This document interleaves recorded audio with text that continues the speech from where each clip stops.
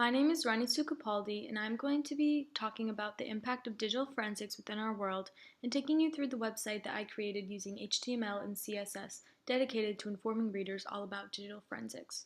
The homepage of my website contains a table of contents of everything that I'm going to be covering, all with links that you can click on to go to the page. I'm going to be talking about the purpose of digital forensics, as well as its effects and impacts in our society, technical aspects of it, and its relationship to data. The last page of my website is the references that I use to gather all of my information. On this slide, I'm going to be discussing the purpose of the impact of digital forensics and the opportunities it has created within the judicial field. Our society is increasingly becoming more and more digital, which has created a whole new world for investigators to gather evidence and also to solve cyber crimes. Digital forensics is a branch of forensic science that mainly deals with the solving of computer-related crimes. Forensic science applies the use of science to criminal and civil laws, especially during investigations. Material found in digital devices, including any device capable of storing data, can be recovered and used in investigations as evidence. Digital forensics can be used to confirm alibis or statements, determine intent, identify sources such as in copyright cases, or authenticate documents. A typical forensic process incorporates all aspects of the investigation, starting with the seizure and acquisition of the evidence, and then it involves the analysis of the digital media at hand and further going on to the production of a report of all the collected evidence to be presented to the court. The image to the left shows an example of code that a digital forensic scientist might have to sort through and filter to gather evidence, and the bottom right image shows digital forensic tools that are commonly used during investigation. On this slide, I'm going to be talking about the effects and impacts of digital forensics. One harmful effect of the innovation is that as computers become smaller and faster, they become more embedded into deeper systems, and it becomes increasingly difficult for digital forensic scientists to be able to get to the actual data inside the computers. Data can be encrypted in many layers, making the decryption of said data much more difficult for digital forensic scientists. Encrypted data, as explained below in the YouTube video that I embedded on my webpage from YouTube, can be anything from credit card information, sensitive Word documents, and even photos posted on the web. Digital forensics has impacted our society greatly, allowing for cybercrimes to be solved and for more evidence to be presented in these cases. The chart to the right shows the answers to a survey that was collected using Google Forms, and I surveyed a few of my classmates, just asking simple questions about digital forensics to find out if it is a common topic people know about. For example, as shown in the chart, a decent amount of the people who took the survey did not know about digital forensics at all. However, a lot of people seem to think that digital forensics has impacted society, but not necessarily them personally, which after reading more information about it, they might change that answer. Since with modern technology, all of our personal information, such as bank account records, is readily available at our fingertips at all times. As shown in the YouTube video below that I created and edited and also embedded into my webpage from YouTube, bank records can be accessed on one's cellular device using data such as your fingerprint stored in the device. This can be dangerous because if someone else were to steal one's cell phone or laptop, they could also hack into that and gain access to all of this data.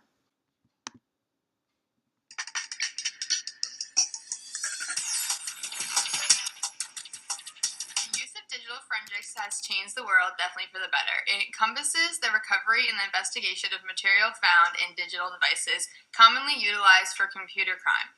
The world we live in is mainly digital now. Many websites and applications allow for you to keep your personal information on digital files, such as your credit card and bank account information.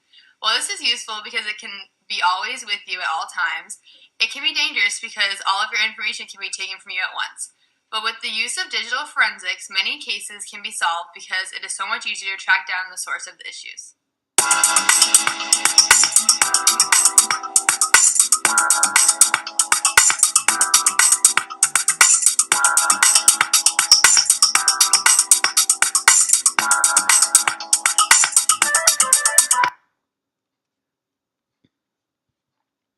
One field other than computer science that digital forensics has impacted is the judiciary field. Not only does law enforcement have to deal with physical, tangible crimes, they now must deal with digital crimes such as hacking.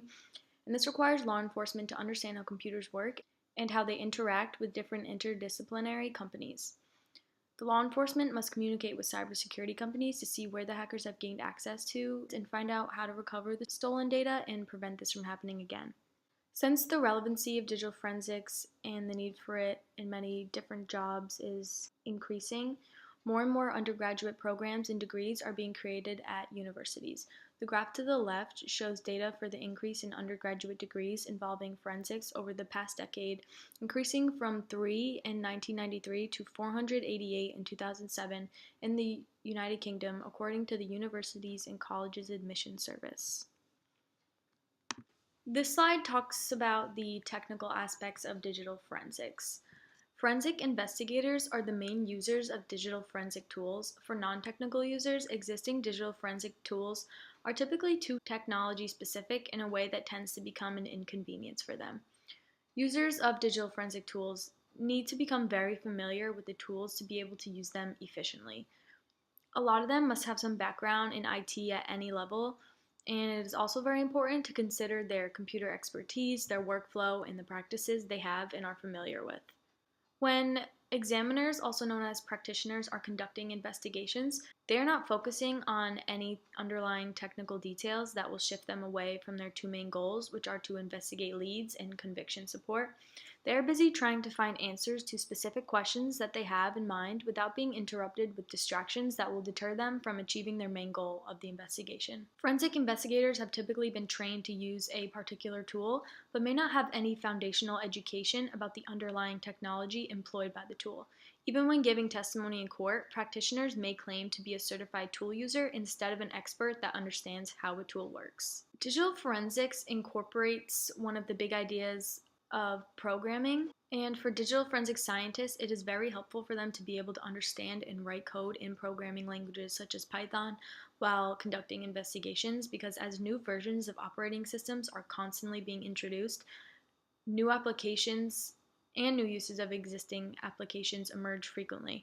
As a result of this, digital forensic investigators need to be able to understand these new digital objects. The ability to write simple custom code means that more digital evidence can be recovered, since these data structures can now be interpreted that would otherwise be ignored. With their ability to do this, it provides them with a much more flexible and powerful framework to carry out an investigation. It also allows for actions to be performed by investigators that are outside the scope of current forensic software that they are using, since the software may not be able to fully access and gather the crucial information and data they are searching for. This slide talks about digital forensics and its relationship to data.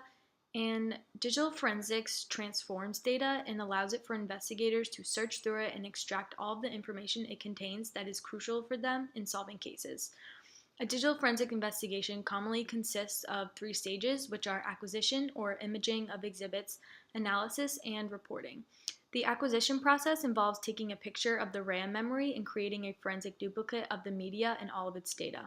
Often, a write blocking device is used to prevent modification of the original while the important data is gathered. That data is then analyzed with numerous different techniques and methodologies.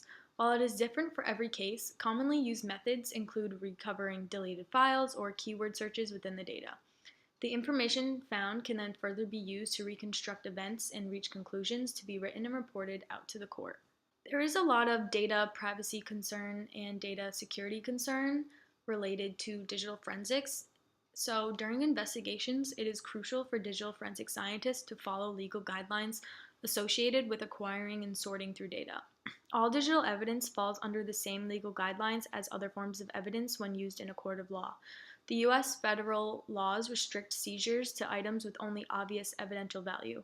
However, this is a concern when dealing with digital media and evidence, since it is not always possible to establish that the data is valuable and contains evidence prior to an examination. National laws also restrict how much information can be seized during the investigation and can also restrict against network monitoring or reading of personal communications. An individual's right to privacy is one area of digital forensics that is still largely undecided by courts, and the U.S. Electronic Communications Privacy Act places limitations on the ability of law enforcement or civil investigators to intercept and access evidence, and it makes it much harder for law enforcement to be able to obtain a warrant for this kind of digital evidence since it raises a privacy concern. This last slide shows the references that I used to gather all the information that is on my website. And the main one that I used is this document called Cybercrime, Its Impact on Government, Society, and the Prosecutor. And when you click on it, it brings you to the link of the document, which is full of information that I used in creating this website, and it was very helpful. The banner on the top of my webpage I created using Pixlr, and I utilized different layers to have the text with the title of my project, Digital Forensics, as well as this icon that I also created in Pixlr to be added to the banner and the background as well. And when you click on the banner, it brings you back to the home page, which shows the background image over here that I also edited in Pixlr, as well as this GIF image that I created using a GIF creator. And I utilized the icon image that is also in my banner in it, as well as another fingerprint and a picture of me that is showed. To create this website, I used HTML and CSS as described in the beginning of the video, and I'm going to show you what that looks like in actual code. So I go to my cPanel file manager, which is just a program that allows for you to code in HTML and CSS and create websites that are public. Here are all the names of the pages and all the code for them, as well as all of the images that are throughout my website. And so to show you an example of what my homepage looks like, I have the title up here, which shows up here in the tab, as well as I styled all of my headers, and this content with background color margin padding is code for this giant square box that is around all of my text throughout my website to separate it from the background. And I also have this JavaScript code that allows for the reader or user of my website to see the current date, as it says Monday, December 18th, and it is Monday, December 18th.